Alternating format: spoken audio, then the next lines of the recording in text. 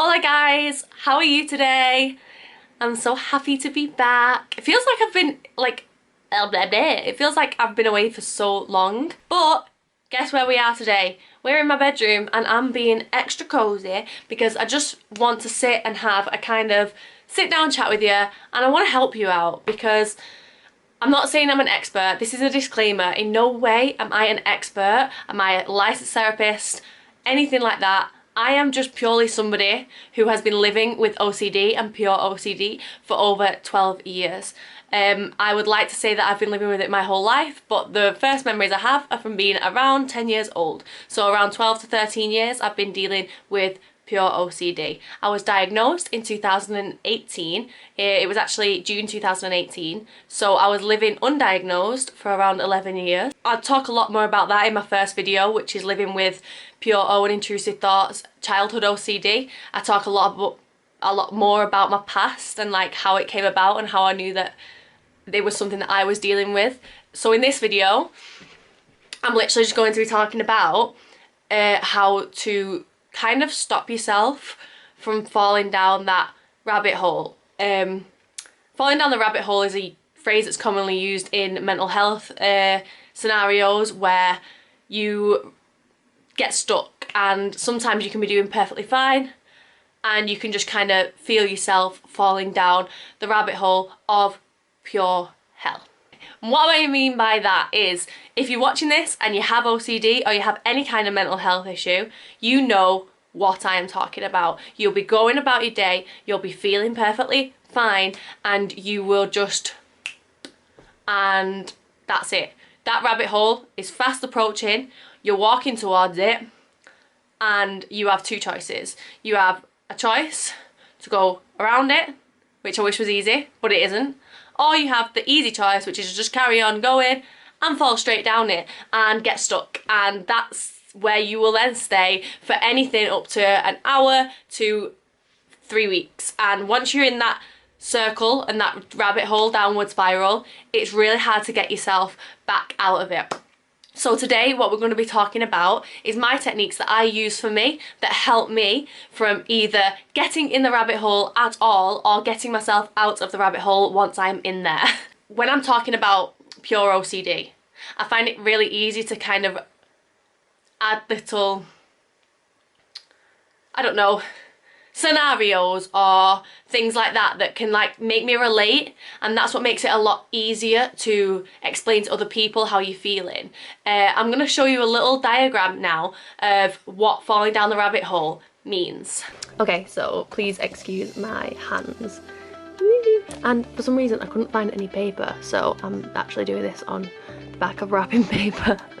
So I'm going to draw you this little diagram that really helped me to like visualize what it was like to fall down the rabbit hole. So I'm going to draw like a main road.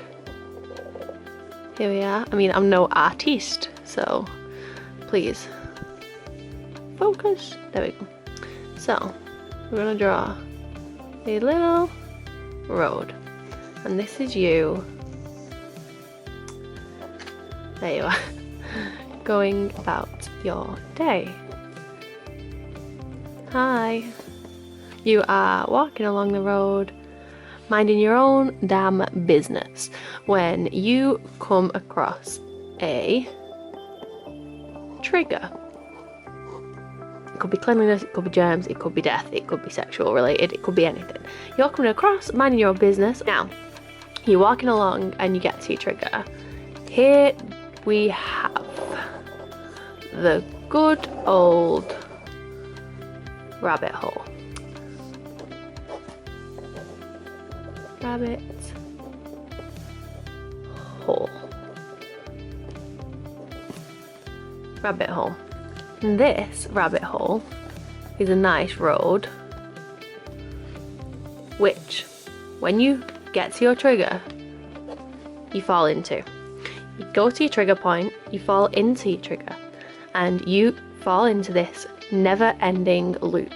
This never-ending loop is never going to get you anywhere. The only thing that's going to get you anywhere is the main road. You fall into the rabbit hole and you continue to walk around constantly trying to find your way out of it. Arguing with OCD, trying to compromise with OCD, trying to give logic to the OCD, anything like that, you are feeding into this rabbit hole. When you are struggling, and I will speak about this later, you will walk along this road, you'll see a trigger, you'll fall into your hole. It's inevitable. When you fall into it, it's not about the annoying fact that you've fallen into the rabbit hole. It's about the annoying fact that you're going to have to stay in there for however long this episode is going to last. And when you spike, you can spike for an hour, you can spike for a week, you can spike for a month. When you spike, this is what you're in. You're constantly going around that. And your aim is to get out of there. And you are not going to get out of there by arguing with it. Once you acknowledge that you're in there, you're aware that you're in there, you can get out of it.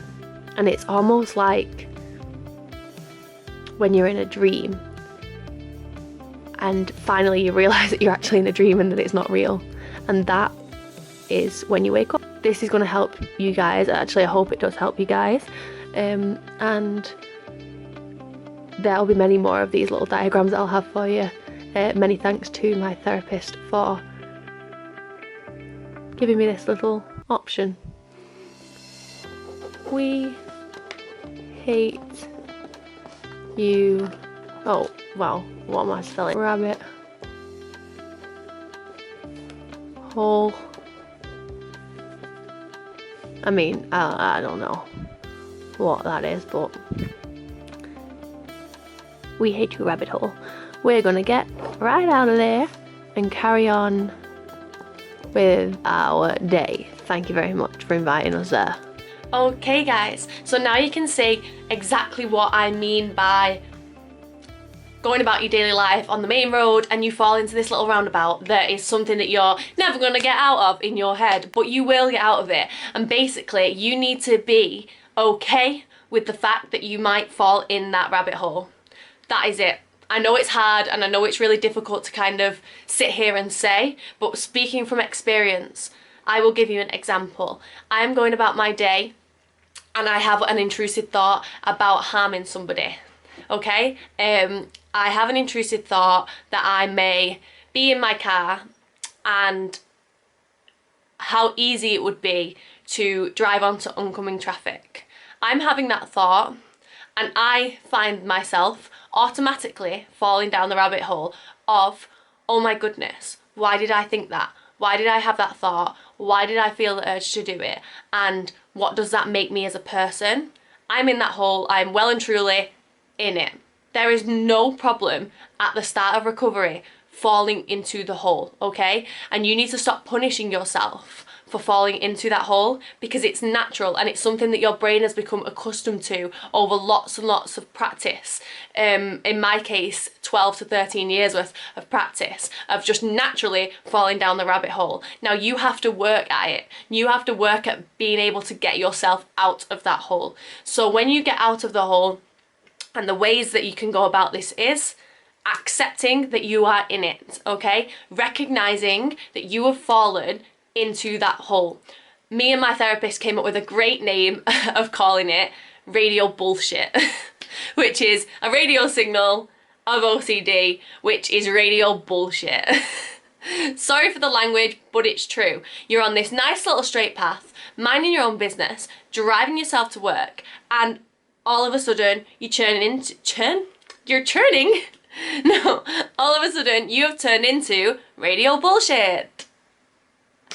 And here we are, we're stuck in radio bullshit, and today on radio bullshit we are driving onto oncoming traffic and we are a psychopath and a murderer, and here we are arguing with it on radio bullshit. That is it. That is it. I've recognised it. I'm driving along the road. I've fallen into my radio bullshit trap.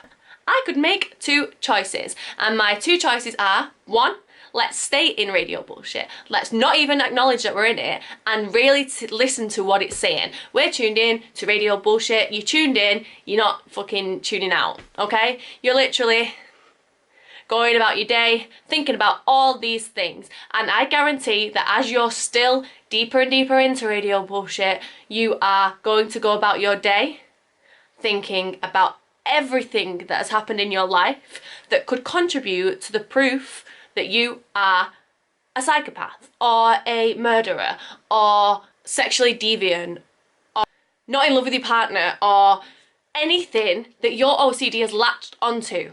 I promise you that's how your day is going to go, and that is choice 1. Choice 2 is to recognise you're in radio bullshit, acknowledge you're in radio bullshit, and acknowledge that that rabbit hole is only going to get worse the longer you stay in it. There is no harm in going along that road and falling into it. Don't beat yourself up if you fall into it. That's where we go wrong. When we're doing okay and we fall into it, that's it. That's it. We've relapsed and oh my God, no, that is the end of the world. No, that's not the end of the world. You can fall into it. And that's how we are going to be living your life for a while until you get hold of it. You're going to be falling into that rabbit hole as you are recovering. It is unrealistic for you to expect that you are not going to fall into that rabbit hole.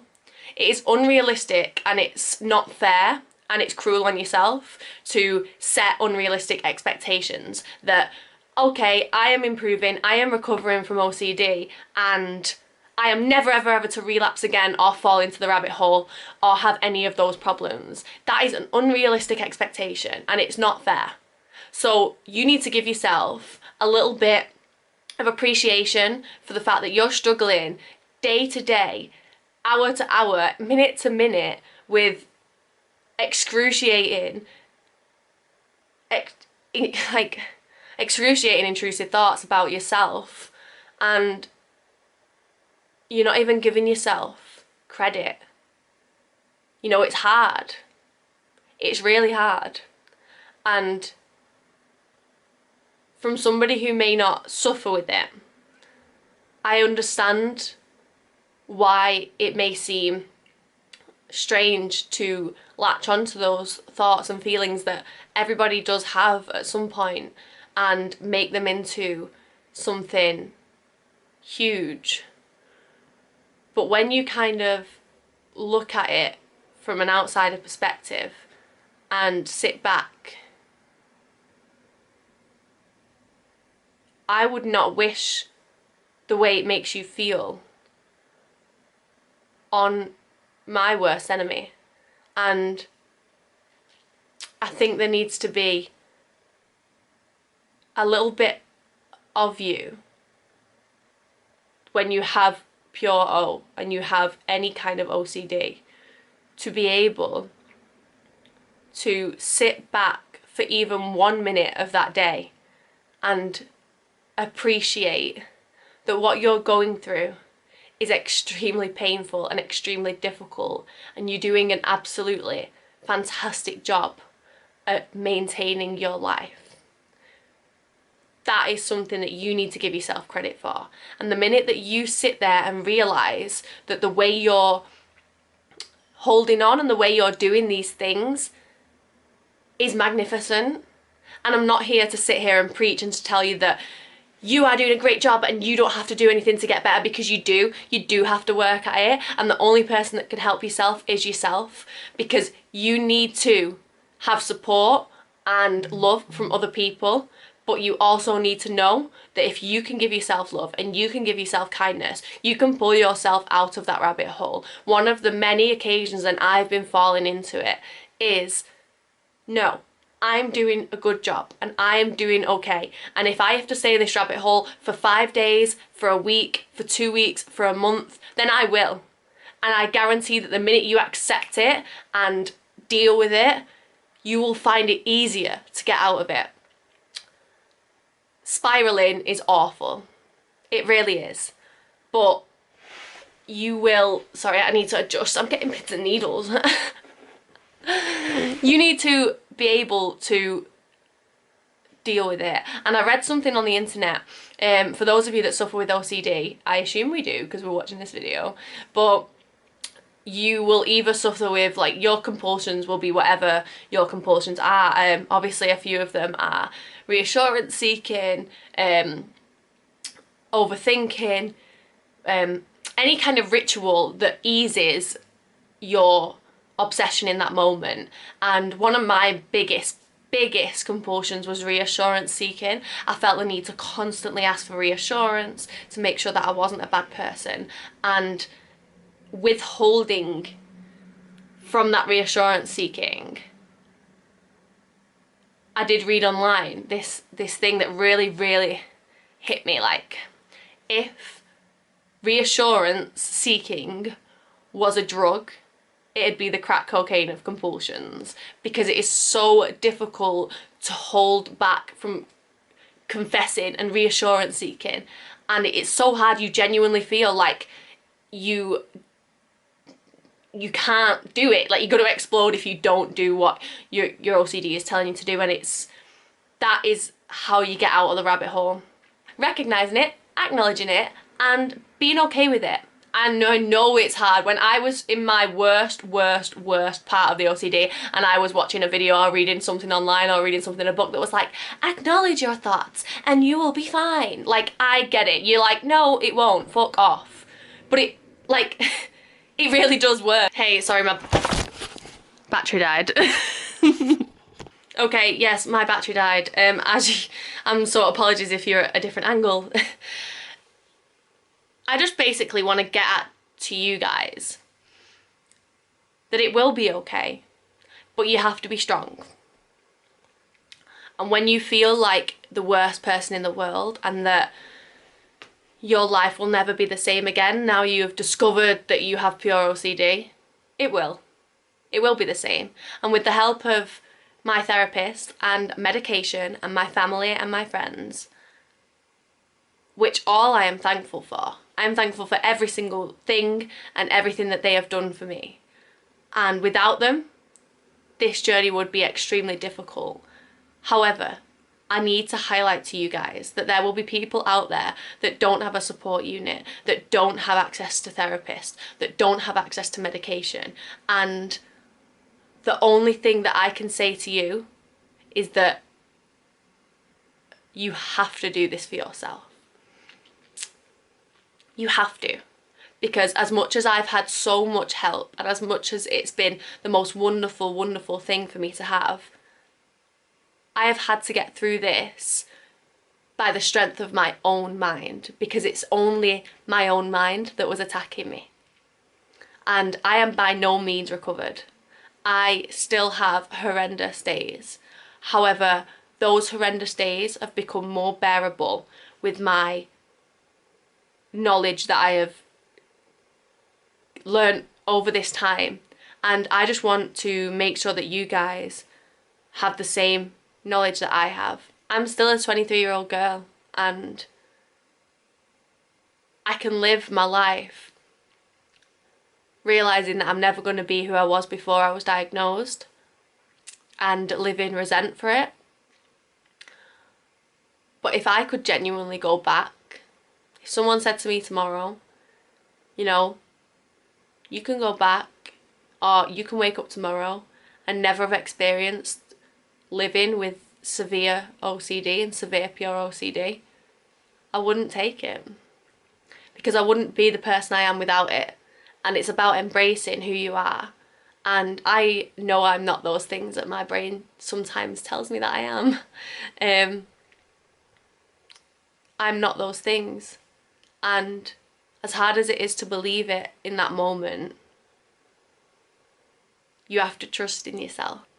So please leave a comment below on any of the topics that you would like me to discuss or to talk about. I am a member of a lot of the Facebook groups that are there for OCD, Intrusive Thoughts, Pure O, all those kind of groups I am a member of, and I've been asking for a lot of opinions on there on what they would like to see. I've had a lot of responses for finding the right therapist, opening up to your family and friends about living with this, and also for individual topics of Pure O, such as harm OCD, POCD, and religious OCD. So there's a few on there that obviously that I'm willing to talk about. I just want to know what you guys would rather see first. So please give me a like, give me a subscribe, but most of all, give me a comment down below and let me know what you want to hear, because that's what I want to be able to do.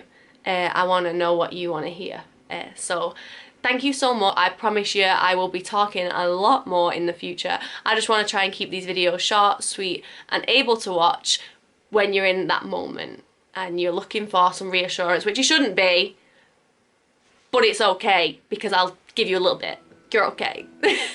I promise. I might not be okay because I'm a weirdo, but I'm not okay because of the OCD. So I promise you, you'll be fine and you're a good person. And that's all the reassurance I'm giving you. See you later, guys. Thank you so much for watching, and I'll see you all in the next video. Bye!